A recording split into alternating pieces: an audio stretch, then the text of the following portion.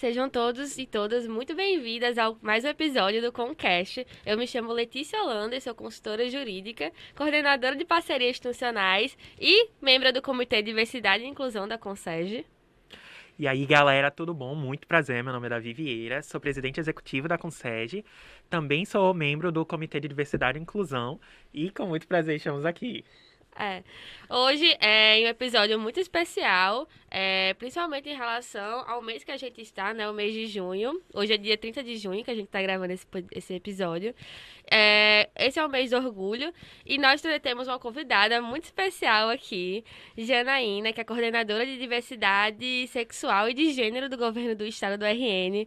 É um prazer receber você aqui para conversar um pouco sobre o assunto, que a gente sabe que apesar dos grandes avanços que a gente teve, eu acho que eu posso dizer nos últimos 20 anos, a gente teve vários avanços no sentido da comunidade LGBTQIA+, mas a gente sabe que está longe de um cenário ideal e que realmente a melhor forma de se combater toda a ignorância e tudo mais é com conhecimento. Então, a gente trazer essa informação para dentro dos nossos meios de comunicação, para a gente é muito importante. Então, é um prazer enorme recebê-la aqui. Olá a todos que nos acompanham. É um prazer também estar participando aqui desse episódio que tem como tema central o orgulho da população LGBTQIA+. Perfeito. E para a gente começar, a gente queria começar primeiro, como Letícia bem disse, trazendo um pouquinho de conhecimento. E Janaína, você poderia explicar um pouquinho sobre a sigla, o que ela significa exatamente, o que cada letra compõe, quais são os grupos e por que é tão importante a gente entender o que cada grupo representa? Vamos lá. A nossa sigla, historicamente, ela vem sofrendo algumas mudanças, né, que são resultados, inclusive, da organização coletiva da população LGBTI+, que são pautas muitas vezes representadas, mas em especial são demandas sociais, né, das expressões de sexualidade e de gênero na nossa sociedade. Então, hoje a gente tem uma sigla um pouco mais ampla, né, uma nova sigla, podemos chamar assim, nos últimos 5 anos, que é a sigla LGBTQIA+. Eu posso aqui tentar introduzir um pouco sobre cada sigla. Então, nós temos o L, que representa as mulheres lésbicas, as mulheres, né, que têm sua orientação sexual homoafetiva, então são mulheres, né, que amam, desejam, sentem prazer, afetividade por outras mulheres, né? E até brinca que a orientação sexual fica aqui no coração, porque representa como a gente se orienta no campo da sexualidade, né? Então, LG, o G representa os homens homossexuais, os homens gays, que assim como as lésbicas, sentem, né, atração, amor, carinho, prazer por pessoas do mesmo sexo. Nesse caso, são homens, né, que amam, sentem afetos por outros homens. Então, a letra B são as pessoas bissexuais, né? Então, são as pessoas que tanto conseguem amar, sentir prazer, afeto, carinho, tanto por homens como por mulheres, né? E temos também a sigla T, né, que representa a população transexual e travesti, que são as pessoas que fazem a sua transição de gênero, né? Então, são as pessoas que nasceram de um sexo biológico, mas que ao longo da sua vida não se perceberam nesse sexo biológico e precisaram, então, fazer um processo de transição de gênero para que o seu lado de fora ficasse igual ao seu lado de dentro. Então, são pessoas que têm a identidade de gênero transexual. Então, transexual são os homens e as mulheres, né, que não se identificam com seu gênero e seu sexo atribuído ao nascimento e que fazem essa transição para que a sua identidade social também seja reconhecida, né, como pessoas no feminino e no masculino de acordo com sua identidade. E as pessoas, né, as mulheres travestis, também seguem essa mesma orientação e que é especificamente uma sigla, né, uma denominação muito da América Latina. Então, travesti são sempre mulheres, é sempre tratada no ela, né? E é a expressão do feminino na sociedade, mas que tem essa característica política, né, identitária específica no Brasil e na América Latina. Então, o movimento hoje trans, ele reivindica que o termo travesti permaneça. A gente não tem esse termo na Europa ou em outros continentes, ele é muito mais da nossa realidade, mas que também refletem essa identidade das mulheres, né, travestis, transexuais no campo da identidade de gênero. E temos aí algumas novas siglas, como Q, né, que representa as pessoas queer, Existe um debate hoje, né, em especial na universidade, na academia, sobre a letra Q, porque algumas pessoas dizem que Qui não é uma identidade, outros dizem que Qui é uma teoria, né, a teoria Qui, que é muito encabeçada como referência pela Judith Butler. Então é um processo em disputa, né? É muito comum nos Estados Unidos utilizar Qui já como uma palavra ampla que representa toda a comunidade LGBTI+, né? Em outros países não. Outros países Qui não conseguem ainda representar todas as siglas, como já acontece recentemente nos Estados Unidos. Então existe um debate muito mais localizado no espaço acadêmico. Não é tão tranquilo debater teoria queer na periferia ou em alguns espaços, né? Que não seja a universidade onde esse debate se iniciou e hoje acontece aqui no Brasil sobre as dissidências das sexualidades, sobre a fluidez dos gêneros. Tem um debate que ele está em processo, né? Então, as pessoas pansexuais são pessoas que sentem afeto, carinho, amor, independente do sexo, do gênero ou da orientação sexual de outras pessoas. A letra I, que são as pessoas intersexo, são as pessoas que na nossa realidade nós já tínhamos um contato, né? Nós chamávamos antigamente de pessoas hermafroditas, né? Então, as pessoas intersexo, que é o nome correto de se utilizar, são as pessoas, né, que nasceram biologicamente, né, com ambas os sexos, né, seja de forma interna ou externa, mas que no seu corpo, né, tem expressões biológicas tanto feminina como masculinas, né? Então, o que nós chamávamos de hermafrodita, hoje nós chamamos de pessoas intersexo. E também temos o mais, que representa essas diversas expressões que ainda acontecem, que ainda se amplia. E para finalizar esse tema da sigla, é importante só destacar que no Brasil, quem aprova as siglas é as conferências nacionais LGBT. Então, até a última conferência nacional, a sigla, né, encaminhada no Brasil foi a sigla LGBT. Né? No Fórum Nacional dos Gestores LGBT, se consensuou trabalhar com a sigla LGBTI+, que LGBT é o que já foi aprovado no Brasil pelo Movimento Social Organizado. A letra I entra porque já existe a nossa realidade consensuada, que eram as antigas pessoas hermafroditas, e o mais para dar conta das diversas expressões. Esse ano seria um ano de conferência, mas não foi puxada pelo governo federal, porque ela é sempre federal, estadual e municipal. Então não houve um novo debate da sigla, mas com certeza na próxima conferência, uma das pautas vai ser a renovação ou não, né, da sigla brasileira. Massa. Inclusive, quando a gente tá falando desse assunto, eu acho muito importante também trazer a diferenciação, né, entre gênero e sexualidade, porque é uma coisa que a gente vê até mesmo no âmbito aqui, universitário, acadêmico, que muitas pessoas não sabem diferenciar esses conceitos. A diferença entre gênero e sexualidade, que é até importante para entender e compreender melhor a sigla, não é? Isso mesmo, sexualidade fica muito no campo mesmo da expressão, né, dos nossos afetos, carinho, das relações sociais íntimas ou até mesmo públicas, né, mas estão no campo da afetividade, do amor, do carinho, da expressão da sexualidade, né? Então, a nossa orientação enquanto sexualidade. E a identidade de gênero fica muito na expressão nossa enquanto pessoa na sociedade. Então, é independente das relações sexuais ou das relações afetivas, mas é como o nosso gênero se expressa na sociedade, que a gente tem hoje, né, de forma muito binária, a expressão do gênero masculino e do gênero feminino. E temos agora novas experiências aqui na realidade brasileira de pessoas que se apresentam socialmente com essa ambiguidade, né? Tanto masculino como feminino, ou nenhum dos dois, que são as pessoas não binárias ou as pessoas de gênero fluidos, né? E também entra aí nessas novas letrinhas que está sendo debatida hoje na nossa realidade. Muito massa. E também, né, quando a gente fala sobre todo esse mês de junho, a gente fala, todo um resgate histórico que a gente retraz, né, de toda a revolta de Stonewall, que trouxe as primeiras revoltas, assim, efetivas do ativismo LGBTQIA+, que na época não existia essa sigla toda, mas como foi o início desse contexto de começo de revolta e luta por direitos civis, realmente, dessa população. e desse grupo social, e que nos traz até os dias de hoje, né?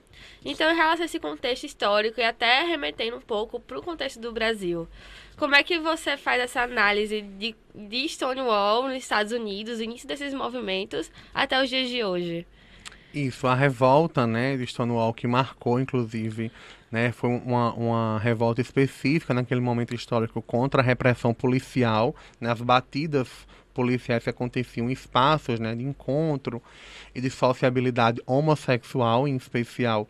Naquele momento, a gente já tinha expressão de pessoas travestis, transexuais, mas que tinha naquele fluxo onde acontecia as batidas uma perseguição muito específica de pessoas homossexuais, em especial os homens gays, né? Então a primeira marcha, passeata de Stonewall, marcou mundialmente as paradas LGBT. Então, foi a partir daquela marcha que se iniciou nos diversos países do mundo as paradas LGBTI+, aqui, inclusive no Brasil, acabou de acontecer a parada, né? LGBTI+, de São Paulo, então foi a primeira parada após a pandemia, né, reuniu 3 milhões de pessoas, então ainda continua sendo um dos maiores atos políticos, né, LGBT+, do mundo, né, reafirmou, né, então assim, de 1,5 milhão para 3 milhões agora, né, após a pandemia, em um ano que é um ano eleitoral, que é um ano marcado, inclusive, por disputas eleitorais, né, pelo pleito, né, da democracia, então isso já nos traz uma resposta, né, concreta de que a população LGBTI+, foi às ruas, né? Inclusive o próprio tema da parada LGBT de São Paulo foi o tema Vote com Orgulho, né? Justamente para contribuir nesse processo de que a democracia é importante também na compreensão de qual projeto nos representa, né? A nível federal, estadual, municipal, mas qual projeto, né, de fato que está ali para além de candidaturas, né? Se esse projeto de fato reconhece a diversidade socio-humana, se esse projeto pensa as políticas públicas, né? Se pensa políticas de enfrentamento à LGBTfobia. Então acho que desde a revolta, né, no início do processo até os dias de hoje, nós temos debates muito nítidos na mesa, que é de fato um debate de defender a vida da população LGBTI+, em especial nesse momento, né, que se reafirma nas ruas, nas redes, que a eleição também precisa dar uma resposta em relação à sexualidade e ao gênero do nosso povo, né, uma resposta afirmativa. Perfeito. E é muito a partir dessa revolta, a partir dessa expressão política, de como essa população está se sentindo, está sendo tratada, que a gente pode, inclusive, começar a mesmo pensar como é que está sendo o ativismo da população LGBTQIA+, ou como você bem comentou, trazendo a LGBTIA+, e até mesmo os próprios avanços legislativos, porque, querendo ou não, nós somos uma EJ de Direito, e é muito importante que a gente traga um pouco sobre a nossa área. E nessa perspectiva, a gente vê que, recentemente, né, entre os últimos 5 anos, foi aprovado, durante o julgamento do Supremo Tribunal Federal,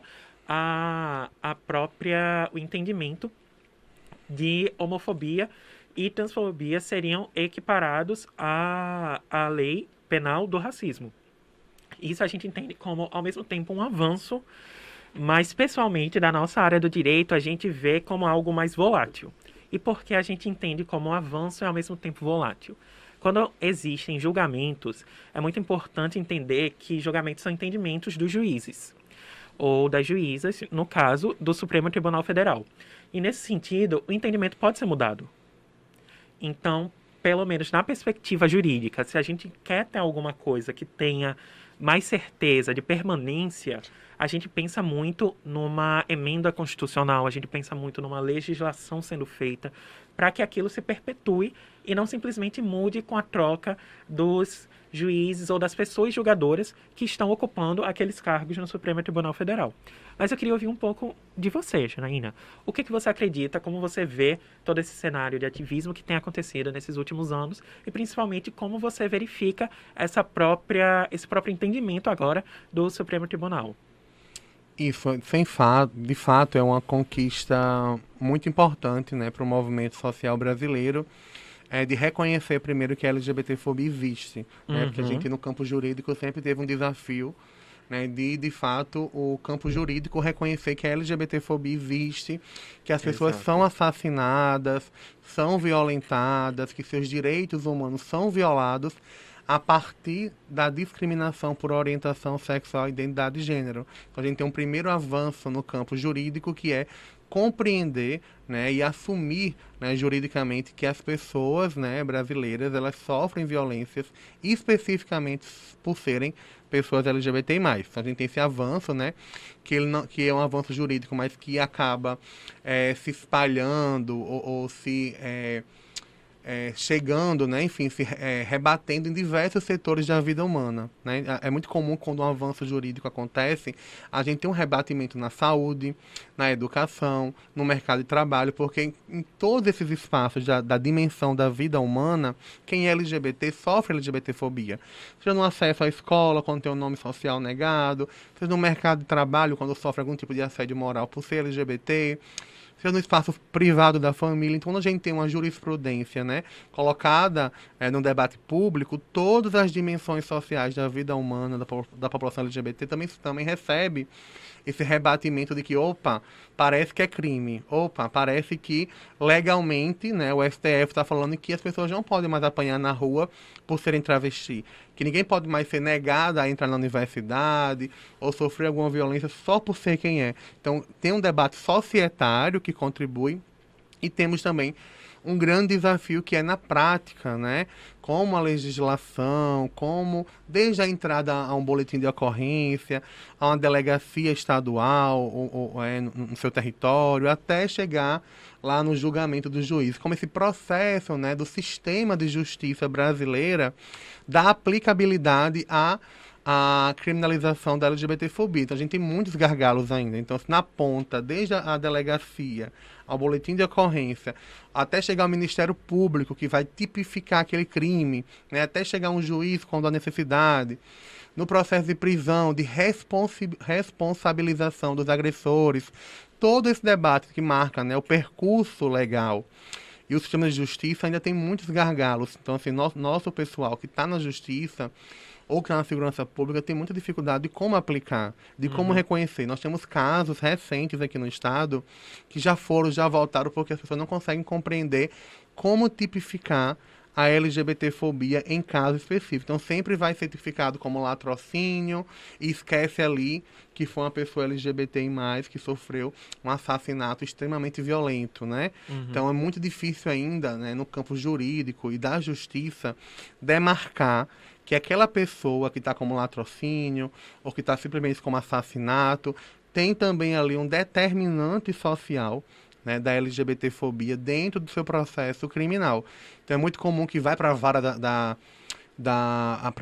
da violência doméstica, aí não é doméstica, aí volta, porque não se consegue ter uma vara, um lugar, um processo na justiça de pensar a LGBTfobia. E eu sei que não é somente aqui no Rio Grande do Norte, é um debate nacional, então a gente tem muito que avançar, em especial a nível federal, para regulamentar no sistema de justiça como tipificar, como, né, coibir e como, de fato, de forma administrativa na justiça, garantir que os crimes sejam reconhecidos e julgados por LGBTfobia no Brasil. E acho que muito disso também decorre pela exclusão mesmo dessa população dentro do âmbito jurídico, né? Porque a gente não vê juízes gays, a gente não vê juízes travestis, juízes transexuais. Então, é um espaço muito heteronormativo, o espaço jurídico brasileiro, principalmente no âmbito público, até de advocacia. E acho que isso impacta muito quando a gente fala desses entendimentos, quando vai realmente aplicar o direito. Essa falta de percepção parte muito da falta de representatividade do nosso jurídico brasileiro atualmente nesses espaços, né? Isso, com certeza. A gente ainda vivencia aquele processo de que precisa ser para defender, e não deveria ser assim, né? A gente deveria ter um sistema de justiça que reconheça a desigualdade social, né, que é fruto de questões raciais, de questões de classe, raça, gênero. Então, muitas vezes a desigualdade social não é vista, né, a partir também da integralidade dessas pessoas que estão ali como vítimas, ou até mesmo como agressores também, como culpados, né, nos processos de justiça. Então, é importante também a gente ter essa visão, né, na justiça, independente do sujeito que esteja lá, mas de como a justiça consegue, né, olhar para esses casos, para as situações, compreendendo de forma crítica, né, a questão social que envolve ali esses problemas, né, no nosso país. Perfeito. E a gente queria entender agora um pouco como é o seu trabalho dentro da coordenadoria, como é seu dia a dia, alguma coisa, alguma história que você queira contar aqui, compartilhar com a gente do seu trabalho. A gente queria conhecer um pouco mais. Vamos lá, então.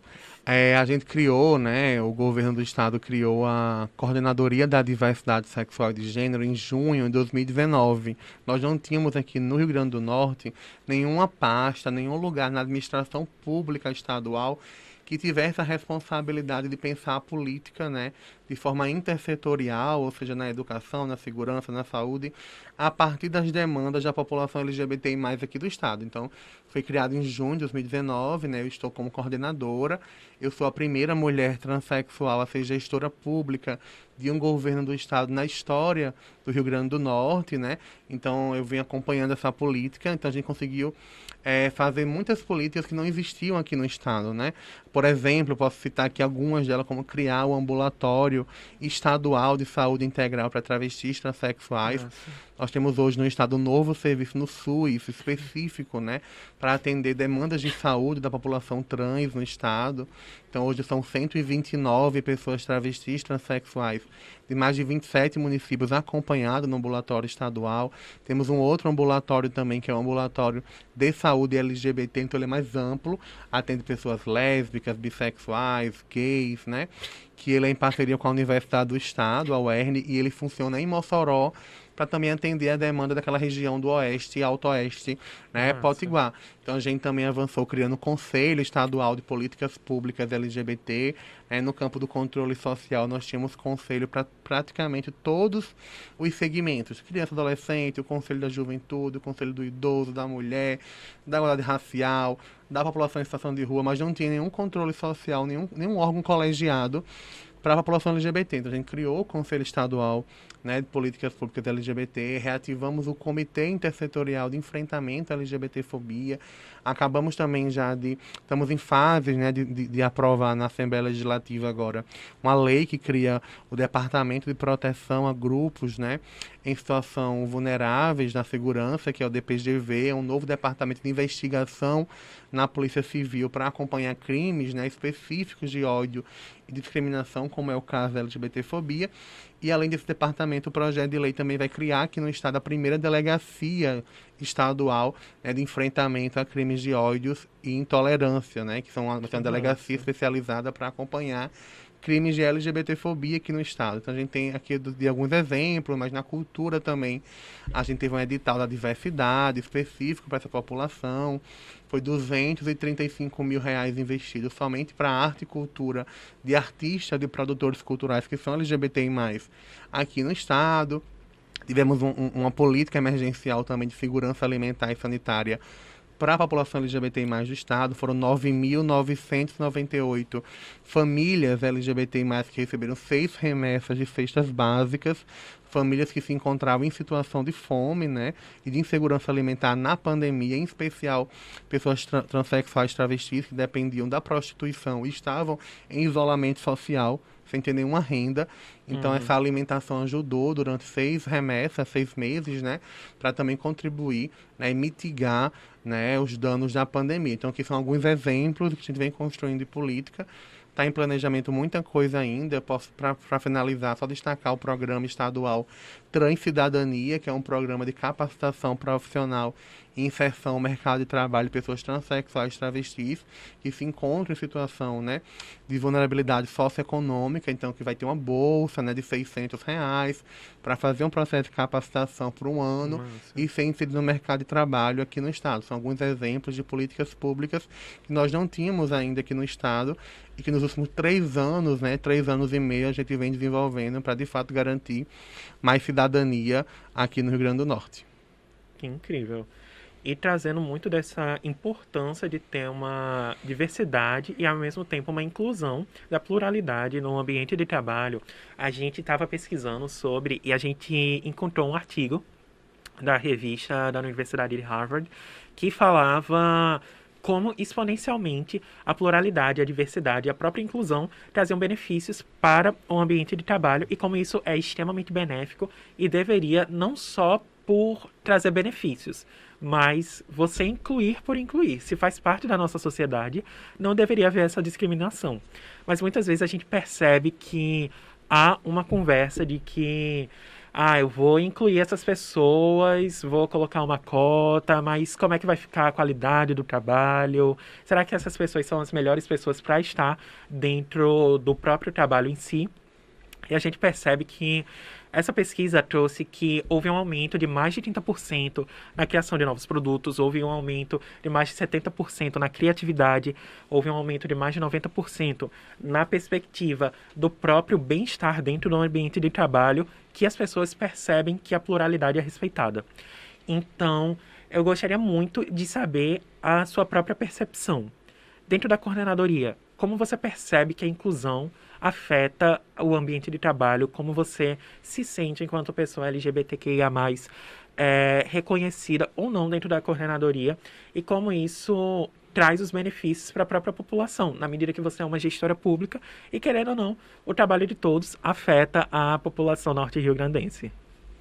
Isso, individualmente, né, de forma mais interna, a relação é muito boa porque a coordenadoria é ligada à Secretaria de Estado dos Direitos Humanos. Então, é um ambiente minimamente favorável para que as relações sociais, né, se fortaleçam, que essas pautas, né, de fato sejam debatidas, implementadas, né. Um desafio é quando a gente precisa ter um trabalho de articulação, né, intersetorial no Estado e tem que ir para todas as pastas, né, do Estado, pensar políticas específicas, né, para a população LGBT+. Então, de fato, ali a gente tem essas relações mais específicas, né, mas sem grandes dificuldades. Eu acho que a grande dificuldade ainda é pensar a administração pública a nível de Estado por uma história muito conservadora, né, a nível de administração. Então, é muito difícil ainda na assistência, na educação, na segurança, enquanto estrutura, você fazer um debate de como garantir uma segurança que enfrente o racismo, como garantir uma segurança que enfrente a LGBTfobia, como pensar de fato uma educação pública estadual que não seja capacitista, que tenha acessibilidade para pessoas com deficiência, que garanta, né, a inclusão de pessoas transexuais travestis no ensino médio, já que tem uma evasão escolar muito considerável. Então, são debates que não se encontram somente nas relações pessoais, mas que estão nas relações estruturais do Estado, né? Que é pensar essa política de uma outra forma sobre a ótica dos direitos humanos. Então, a gente tem esse grande desafio, que é um desafio macro, né, a nível do Estado, e o desafio micro, que é, de fato, nessas relações intersetoriais e ali trabalhando para que no desenvolvimento do serviço público, isso também seja visto como algo positivo, né? A gente tem um eixo de trabalho que é a gestão da diversidade no trabalho, que é pensar como a gente pode fazer na gestão pública ou privada essa garantia da diversidade socio-humana nas relações de trabalho, que isso pode ser, sim, proveitoso, né? Que foi a fala que você trouxe, assim. A gente, inclusive, está com um projeto para capacitar toda a gestão de pessoas, né, os chamados recursos humanos, de todos os órgãos públicos, né, diretos e indiretos do Estado, junto à escola de governo. E aí a gente está com esse projeto para fazer uma formação sobre a diversidade socio-humana no mundo do trabalho, para que os recursos humanos possam gerir a diversidade sem ser um problema, que possam garantir que pessoas diversas trabalhem e que isso seja, né, um processo de fato de avanço no local de trabalho, que é um pouco que você trouxe. Então, a gente está com um projeto, talvez esse ano já comece a iniciar as turmas, a gente está fazendo a parte mais burocrática, de ementa, mas a ideia é que a escola, né, de governo, que é um dos órgãos, né, estaduais que capacita a administração pública, ofereça um curso sobre a diversidade no trabalho, que seria essa forma de pensar na gestão de pessoas, né, públicas, né, como garantir também a pauta da diversidade socio-humana, que está para além da LGBT, mas das diversos segmentos da sociedade. Perfeito, né? Eu acho que a gente já está encaminhando, né, para a finalização do nosso podcast, do nosso episódio de hoje. A gente queria agradecer demais, tanto pela sua participação aqui, mas principalmente pelo seu trabalho desempenhado.